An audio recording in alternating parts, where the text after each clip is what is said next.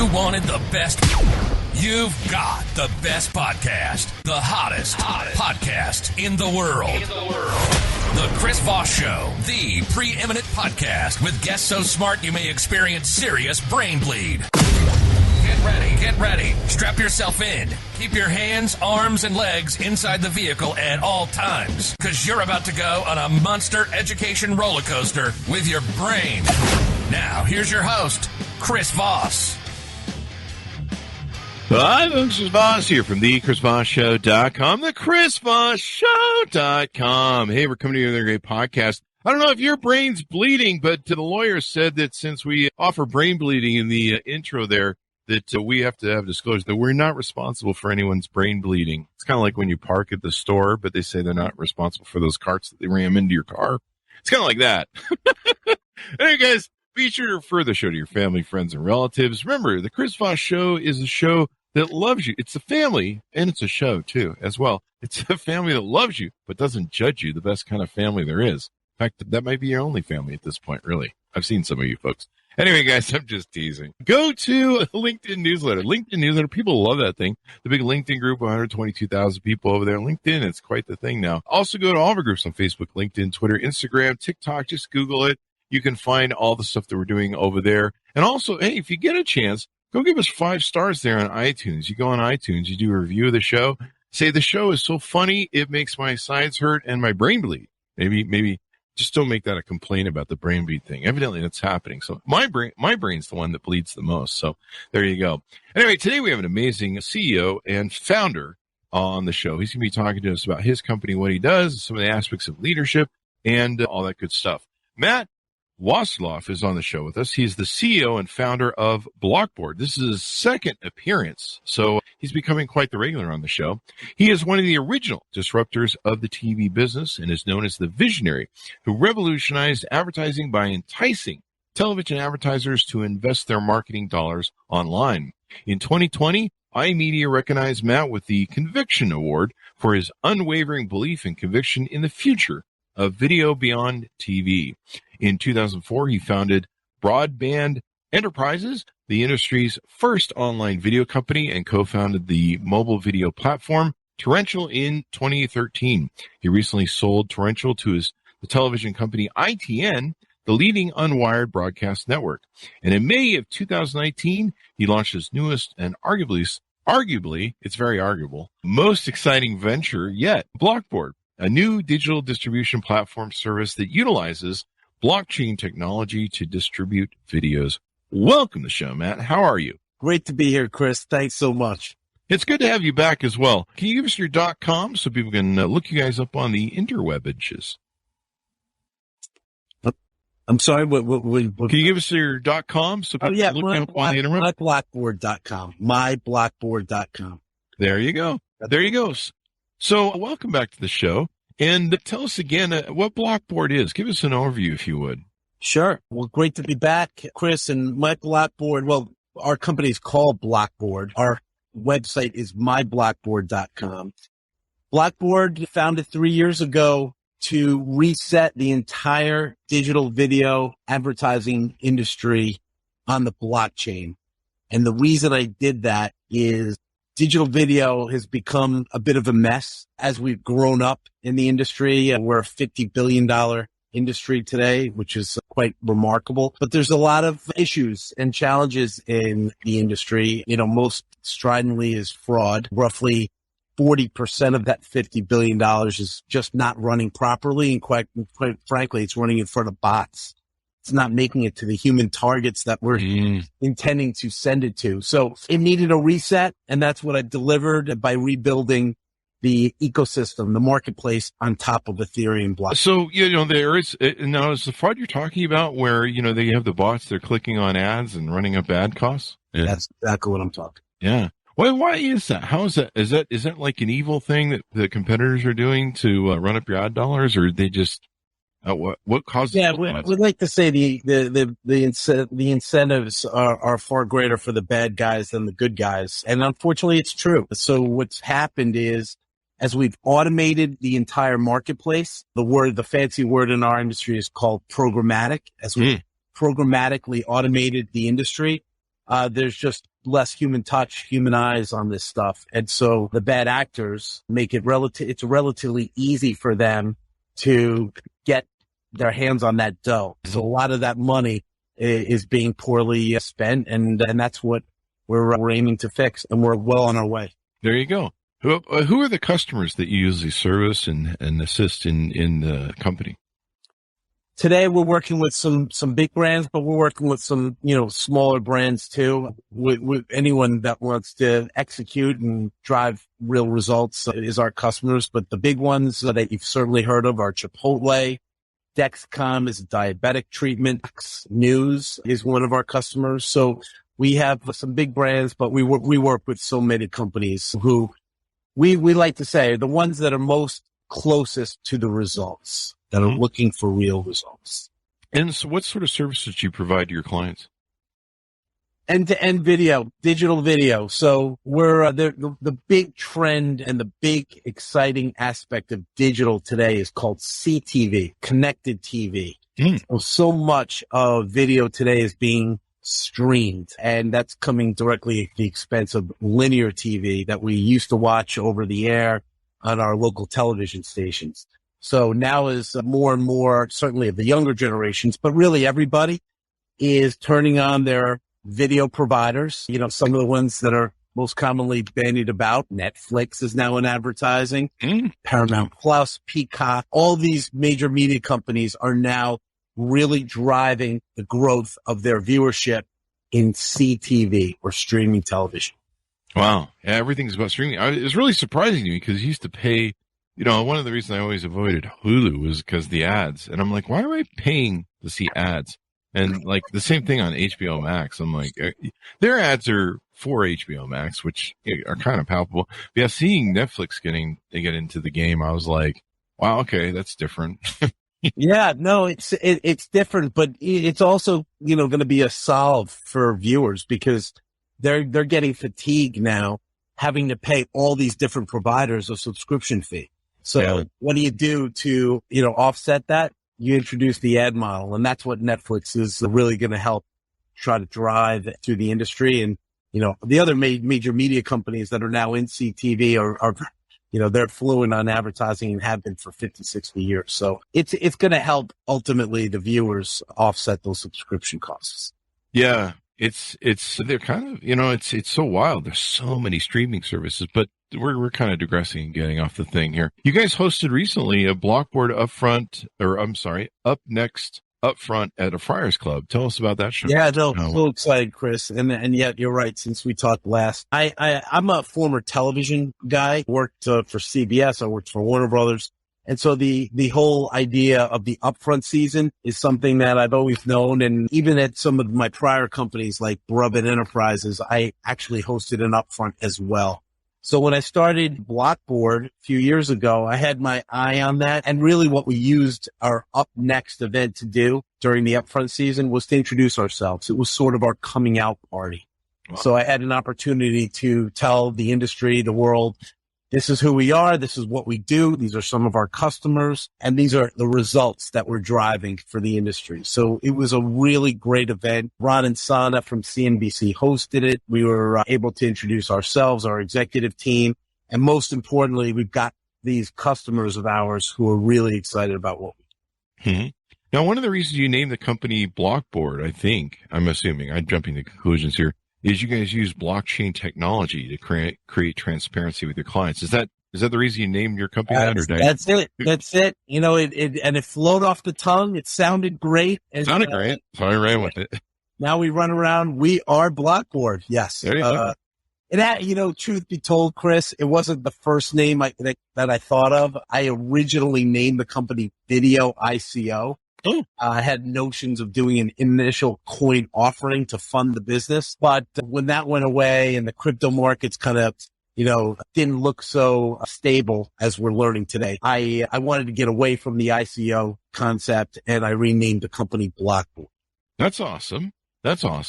So that's the reason you name it. How do you use it to be transparent with clients? How How does your clients use it, I guess? Yeah, that's the big, that was why I signed up to do this. The industry today is run by the biggest companies, all of which you've heard of: YouTube, Facebook, Trade Desk. They all operate in black boxes.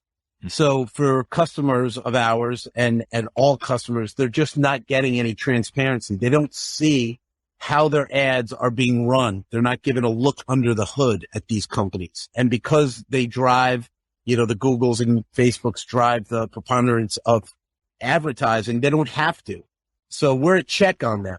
And that's how we use blockchain. Blockchain is a public ledger. So by using this public ledger, we're able to now show how the advertising is running from beginning to end. They could see where their ads are running. They could see that they're reaching the right intended audiences.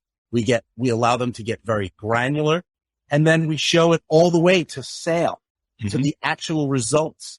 And that's what nobody in the industry has done before. So we're really excited about that transparency, that level of transparency. Are you finding more and more clients are really concerned about those end results in sales versus, I guess, what they call click-throughs in branding? 100%. Now that we're tipping into recession, Chris, it's what all of these advertisers and marketers are looking at now. They have to know how they're spending their money and that they're spending it wisely. So it's becoming more and more a theme, and our clients are telling us how important it is to them. So yes.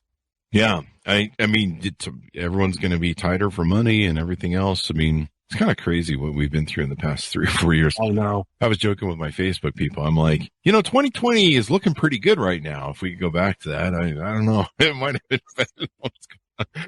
No, at least things were cheap. I don't know. Yeah. No, inflation's a whole nother thing. And we're focused on digital ad fraud. I can't divert to tackle inflation. I'm going to let the powers that be. Yeah. I mean, you can only handle a few things. One of the things you guys refer to is secondary KPI. What is that? Tell us a little bit more about that. Yeah. So in our little circle of digital advertising, Chris, what we have ultimately the biggest brands that have driven the digital ad business for so long, starting with the Procter and Gamble's and the General Motors and such. They have made it their business to use the digital medium to brand themselves. They want to get, if P&G is introducing Pantene shampoo, they want to put their Pantene commercials on the web and make sure everyone sees it. And the way that they measure that is through the impressions, the reach, and the frequency. How many impressions, how many people did they hit with that Pantene commercial? And reach and frequency has been the predominant metric that the industry looks to say success or failure. Mm-hmm. What is starting to happen, we just touched on this with this potential recession looming, is the availability of real end results like sales in a tough marketplace, a tough economy like today. And these same advertisers are saying, wait a minute, I reached all these people, but what are the sales? How did my money just get spent? What's the end result? Yeah. And it's because that data is now available in digital, they are starting to look at what had historically been secondary KPIs. Primary KPI, reach and frequency. Secondary KPI, sales. And that secondary KPI is now becoming supreme. They're really looking at more and more as the primary key performance index. Mm-hmm. That's important. You got to have the sales on the bottom line, right? I mean, yeah. Well, get all the eyeballs you want. If you don't get sales, it doesn't matter. Where I was truly inspired to start BLOCKBOARD, Chris, was a few years ago. P&G, JP Morgan Chase, a couple of other major advertisers did what were called turn-off experiments. And they essentially took their $100 million of digital ad spend and turned it off, and then analyzed the sales. What was the ramification? The ramification was zero change. So for $100 million of ad spend, P&G is looking and saying, wait, I just turned that off, but my sales are the same. It was an indictment on our industry. Oh, wow. And so I as one of the pioneers in the space, one of the first guys to throw, video ads on the web, I took that personally. Wow. I took that personally. Yeah. Like, what are we doing here? So I took it upon myself, and I leaned over to talk to some of my peers, tech partners, and I said, how can we fix this? What's this blockchain thing? How can we build and fix this and remedy this problem? And that's what we've done. That's awesome, man. I mean, it's so important for people to, make sales. I mean, I've seen a lot of people that spin eyeballs. I mean, I don't know. There's some people that seem to buy for eyeballs like Coke and stuff. I don't know. Sometimes they're beers, like Miller Lite and stuff. I don't know. Sometimes I question, I guess if they have the money to spend for buying Super Bowl ads or something, I guess there's a certain point where you're buying for branding, but most people, want sales, or I guess people buying those already have sales, so they can do what they want. Plenty of sales, I guess, if you're Coca-Cola. So tell us about BLOCKBOARD Studios' original programming. What programs do you do, and how do you integrate? Yeah. So as I said, I'm a former television guy, and I've had my hands on some of the biggest TV shows in history, quite frankly. I worked at Warner Brothers when we launched Friends, ER. I worked at CBS when we launched. I actually was part of the launch team with Survivor. Oh, wow. So I have chops.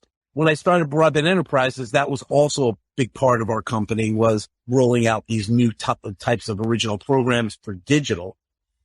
So there's a long history in doing this stuff, and we brought that capability to BLOCKBOARD as well. So for the new social media and, online video networks, we're pushing programming out on behalf of our advertisers. So our big show is called Feel Ageless. Jennifer Pate, who I've worked with in the past with her program, Webby Award-winning program, Jen and Barb Mom Life. So Feel Ageless, we've had Henkel sponsor. Henkel is Renews It and all liquid detergent. They sponsored Feel Ageless, and we created great webisodic programming that we distributed on BLOCKBOARD. Excuse me. Yeah, so it's been a nice part of our company, and something that our advertisers have been leveraging. And that just integrates right into the show, huh? We actually we integrate the products elegantly into the content and edit it for these new networks, particularly social media.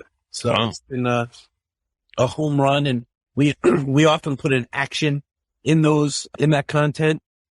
So for Henkel, we offered a washer and dryer, and we got 80,000 emails.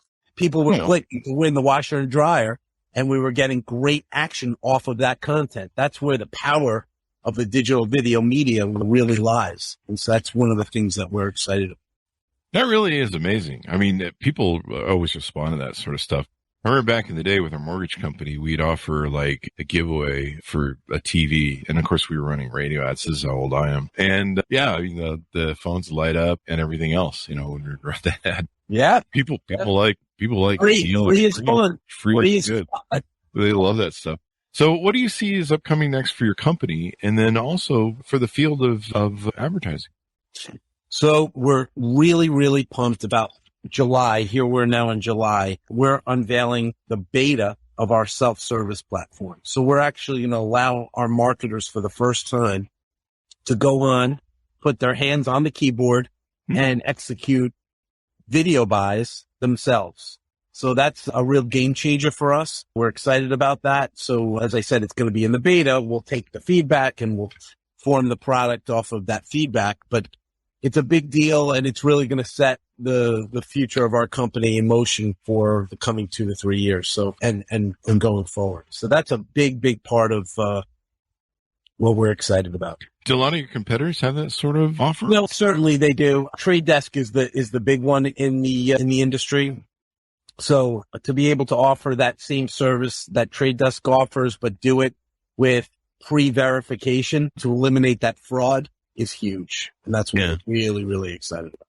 Yeah, the fraud's crazy. I've heard it just is really out of control. I've heard of evil fraud where competitors are hammering people's ads to run up their costs and stuff. Chris, the top 3 fraud rings, okay? Drugs, number 1, digital ad fraud, number 2, illicit gun sales, 3. Wow. So I am really focused on number 2, and we're going to fix that one. So yeah, that's where it lies. It's a big deal. That sounds like something that's, is a definite real problem and all that good stuff. So, you've started a lot of companies. How many companies have you started so far? Because I know there was a lot in the bio. This is my third. Third. Yeah. So you've been doing this for how many years? Well, digital video for 20 plus years, and just media in general. My career is 31 years old. 31 years old. And so let's talk about leadership, because my book, Beacons of Leadership, and the forthcoming book will be talking about leadership again ad nauseum. I guess people have to get sick of leadership from me. But talk to us about what leadership means to you. When I say the word, when I say the word leadership, what does that mean to you? And how is that integrated maybe into some of the things you've done over the years? It means everything to me. I mean, why I'm doing what I'm doing is I feel great about our mission, and I have a team of people who share in our mission, and we're locking arms and doing this together. And that to me is the essence of everything we're about at BLOCKBOARD. So, I have a funny exchange with my head of sales and marketing, is a guy named Matt Timothy. I actually worked for him when I was at CBS, and we talked late at night at the CBS, in the CBS offices. Could good guys win? We were always saying, could the good guys win? Because we would see some of the people that we worked for and worked with in the halls of CBS, and we weren't sure what the answer was. And now 20 plus years later, as we do what we do today at BLOCKBOARD, we laugh. Yes, good guys can win. And that to me is, the essence of how I lead and we lead as a company. You really have to have a strong mission and a strong purpose for what it is you're doing. And that conviction is what drives us, and it's shared across our team. That's how I lead. And the byproduct of that leadership is, we grow people. We help people evolve and build not only their careers, by doing great things and accomplishing so much, but also we develop them as people, and they're able to grow and able to, manage and produce and do these things that help them evolve as a person. So all of that is my, long-winded way of saying leadership is so, so vital, and how you lead, and the style might be different and change, but for us, it really starts at that mission level and having that shared purpose, and then going and getting after it. There you go. Yeah. I mean, that makes all the difference in the world. And, you find yourself as a CEO or starting companies in positions of leadership. I never really thought about how I would, I got to lead people now. I thought when they made me CEO, you just boss people around and tell them what to do all this time. But you find out that it's something completely different, where you have to inspire people and drive them. You just can't, crack a whip and tell them what to do all the time. Yeah. And it's well said. But Chris, when we were at CBS and Mel Karmazin was running the company, he cracked the whip. That was his style. That was the way he went about it. They would send around this is late 90s, early 2000s. They would send around what they called Mel Mail. And this Mel Mail was pretty much telling the sales force, if you don't produce, you're gone, and that was his style. Now, that's his particular style, but I think it definitely requires a new way and a new type of leadership these days. But, that's how I lead. I think it's evolved from some of what he's done. I mean, I'm sure there's still managers that run that way. But, nowadays where you have the Great Resignation, you have people that have all these choices, and you kind of have the Gen Zs and the millennials are kind of known as people that they want to feel a little bit more connected to their work and feel like there's some sort of life value to it. Right. And if they don't like it, they're quitting en masse these days and moving to other places, and the competition's high. So, you've got an almost, you can lead people with fear. or you can leave people with, drive and motivation and inspire them. To me, inspiration is a much better driver in doing stuff, but the sticker or vision, I suppose, when it comes to it. Yeah. I violently agree. So definitely. There's going to be a lot of people starting companies here in the future with this recession. Out of these recessions always comes people that want to go the next level. Well, it's been wonderful to have you on the show, Matt. Thank you for coming on. Thank you, Chris. There you go. Great to see you again. It's good to see you again, too, and talk about some of these different topics that people can know about. Give us your .com so we can find you on the interwebs, please. MyBlockBoard.com is where you can find us. And we are Blockboard, and I'm certainly available across all social media, LinkedIn, Facebook, what have you. But MyBlockBoard.com. There you go. Thanks so much for tuning in. Go to youtube.com/Chris Voss. Be sure to give us some reviews there on the iTunes. You go to iTunes, hit the review section, give us 5 stars and say nice things about us and all that good stuff. We certainly appreciate it. Also go to all the LinkedIn stuff, LinkedIn newsletter, the big LinkedIn group, and all those web places we have on the internet. Thanks for tuning in. Be good to each other. Stay safe, and we'll see you guys next time. Thanks, Chris.